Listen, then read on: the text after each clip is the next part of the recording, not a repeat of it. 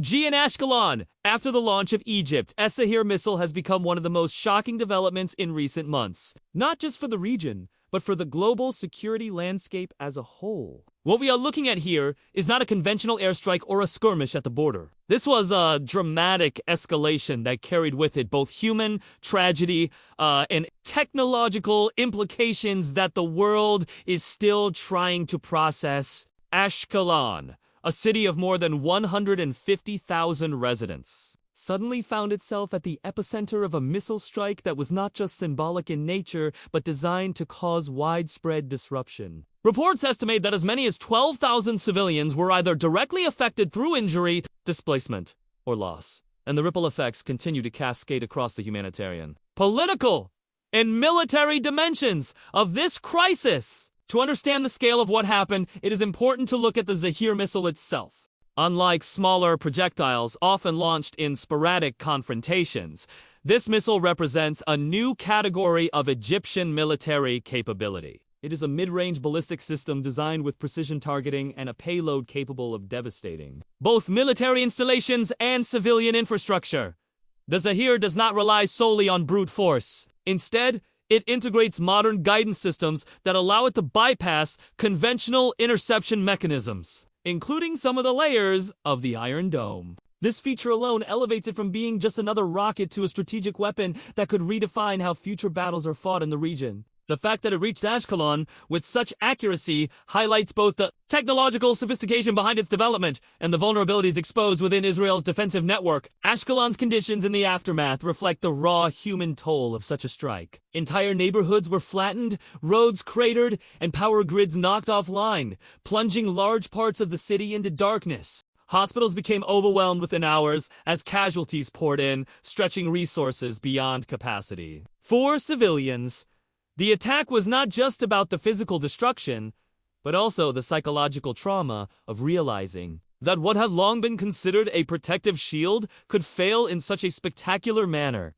Families huddled in shelters, unsure if another wave was imminent, while emergency services scrambled to maintain order amid chaos. In many ways, Ashkelon became a case study in what happens when advanced offensive capabilities collide with an urban environment that is densely populated and deeply reliant on modern infrastructure. From a technical perspective, the Zahir missile's design deserves closer examination. Analysts describe its architecture as a hybrid system, borrowing from older Soviet-tier designs, but upgraded with contemporary components sourced through international channels. It is said to have a two-stage propulsion system, which allows for a longer range and higher speed compared to conventional regional rockets. The first stage provides the necessary thrust to exit the launch pad with force, while the second stage ensures stability and trajectory adjustment. What sets it apart is its guidance package. Equipped with satellite-based navigation as well as onboard inertial systems, it can adapt mid-flight, correcting its path even against electronic interference. This capability makes it far more difficult to intercept, and that is precisely why Ashkelon found itself defenseless when the strike occurred. The missile carried a warhead that was not just high explosive in nature, but engineered to maximize fragmentation, increasing casualties and structural damage over a wider radius. The performance aspects of the Zahir missile make it clear why its deployment represents such a watershed moment. Range estimates suggest it can travel up to 500 kilometers, putting a large swath of southern and central Israel within reach. Its speed, calculated at several times the speed of sound, reduces the reaction time available to defensive systems. In practical terms, this means that even if radar picks it up, decision-makers have only minutes, sometimes seconds, to respond. The impact radius is broad enough to devastate not just military targets but civilian areas, which is why Ashkelon's hospitals, schools, and residential blocks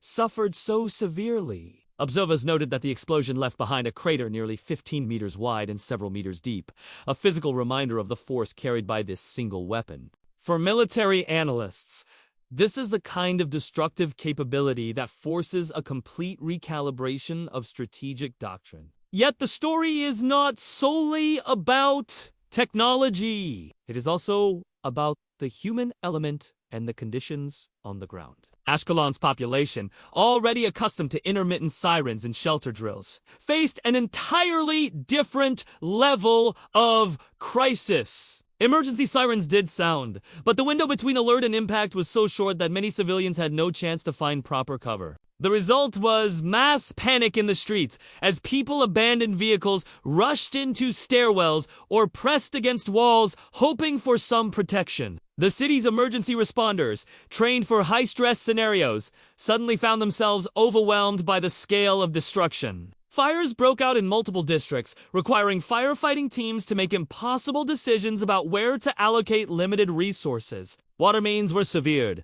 communications networks disrupted, and basic services like electricity and internet went offline for hours, in some places for days. The design elements of the Zahir missile also suggest a deliberate attempt to exploit weaknesses in Israel's defense posture. Military engineers point to its low radar signature, achieved through the use of composite materials that reduce reflectivity. This means it can approach targets with less chance of being tracked early. Furthermore, its trajectory was reportedly programmed to dip at unconventional angles, confusing the interceptors calibrated for more predictable arcs. This innovative approach to missile design shows that Egypt, or at least the faction deploying such weapons, has been studying Israel's defensive patterns closely and tailoring solutions to bypass them. This level of sophistication is what elevates the Zahir missile. Beyond being a simple escalation tool, it is a demonstration of evolving. Military engineering aims squarely at challenging one of the most advanced defense systems in the world. In terms of unique selling points, if we were to think of the missile in those terms,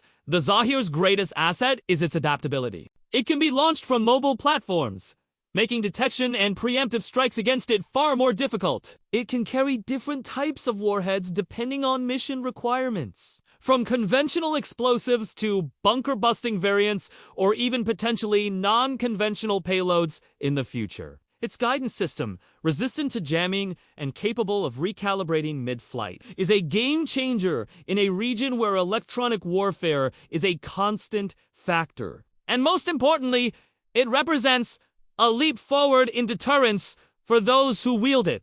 By demonstrating that Israel's Iron Dome and other layered defenses can be penetrated, the Zahir changes the psychology of conflict. It signals that no city, not even those long considered shielded, can be entirely safe. The humanitarian consequences of this strike are impossible to ignore. With 12,000 civilians impacted, the scale of suffering is massive. Families were torn apart, children injured or orphaned, and communities displaced as homes were reduced to rubble.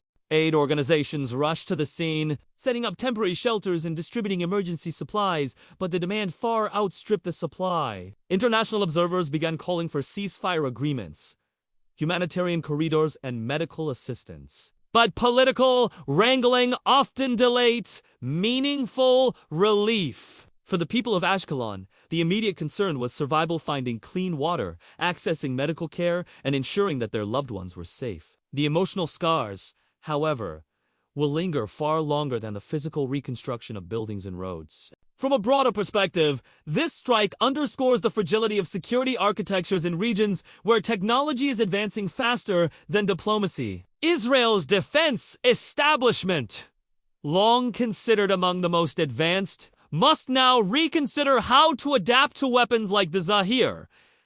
Do they invest in new interception systems capable of dealing with hypersonic speeds? Do they double down on intelligence gathering to prevent launches at the source? Or do they consider more aggressive deterrent strategies, risking further escalation? These questions are not academic. They have real-world implications for the millions of civilians living within missile range. And for Egypt, or whichever entity orchestrated this strike, the message is clear. They possess tools that can change the balance of power, at least temporarily, in a conflict that has defied resolution for decades. What makes this entire event so compelling from an analytical standpoint is the convergence of technology, politics, and human suffering. The Zahir missile is not just a piece of military hardware, it is a symbol of shifting dynamics. It showcases how relatively new technologies can leapfrog existing defenses, how political decisions to escalate can transform cities into battlegrounds, and how ordinary civilians ultimately pay the highest price. Ashkelon, with its mix of historic neighborhoods, modern infrastructure, and vibrant communities, became a proving ground for these dynamics in the most devastating way.